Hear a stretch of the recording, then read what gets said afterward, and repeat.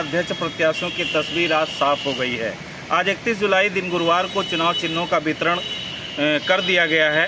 भाजपा से सीमा भार्गव को कमल का फूल, सपा से राम देवी को साइकिल, निर्दलीय प्रत्याशी सुमन भार्गव को रिक्शा, रामकली को जीप, आकांक्षा वर्मा को स्कूटर चुनाव चिन्ह आवंटित किया गया है।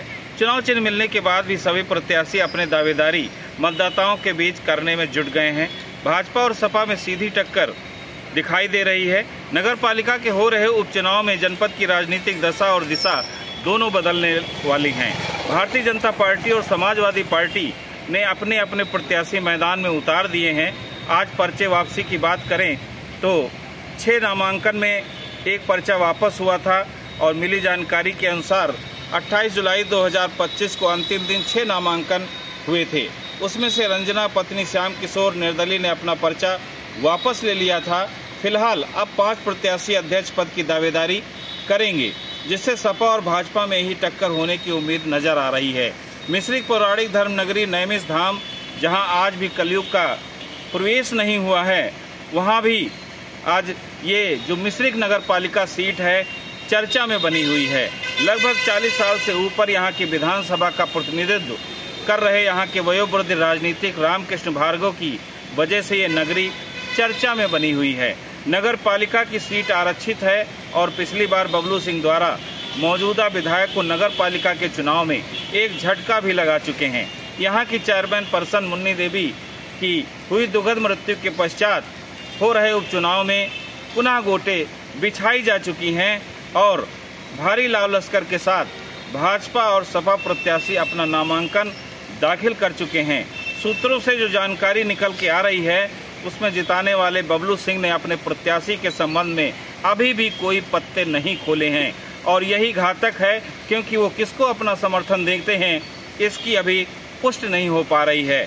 बहरहाल एक आम चर्चा बनी हुई है कि जितना वोट बबलू सिंह के समर्थित प्रत्याशी को मिला था वो सारा का सारा आम जो सारा का सारा वोट है वो सपा में जा सकता है और ऐसे में जो भाजपा से सुमन भार्गव को जो भाजपा से टिकट लाकर मैदान में उतारा गया है उनके लिए बड़ी दिक्कतें खड़ी हो सकती हैं। लेकिन बहरहाल जो लोकल का कैंडिडेट है वो भी एक चर्चा का विषय बना हुआ है, क्योंकि जिस तरह से इस चुनाव को बड़ा सरल और सहज मानकर भाजपा जीता हुआ मानकर चल रही है वो इतना आसान नहीं होगा। नैमिष कॉरिडोर का निर्माण और व्यापारी दुकानदारों को अपनी दुकानें खोनी पड़ी, वहीं अमृत जल योजना के अंतर्गत खोलकर डाली गई सड़कें आज भी नगर में कीचड़ की समस्या से लोगों को दो चार होना पड़ रहा है। सपा की बात करें तो बालक राम समाजवादी पार्टी के कट्टर समर्थक माने जाते हैं और कई बार चुनाव भी लड़ चुके हैं। इस बार पूर्व विधायक अनु गुप्ता और पूर्व मंत्री रामपाल राजवंशी को इस चुनाव का प्रभारी बनाया गया है और ये सपा का पुराना गढ़ होने के साथ ही विधायक रहे ओम प्रकाश गुप्ता की जन्मस्थली मानी जाती है, जो लगातार समर्थन में मतदाताओं से अपील कर रहे हैं।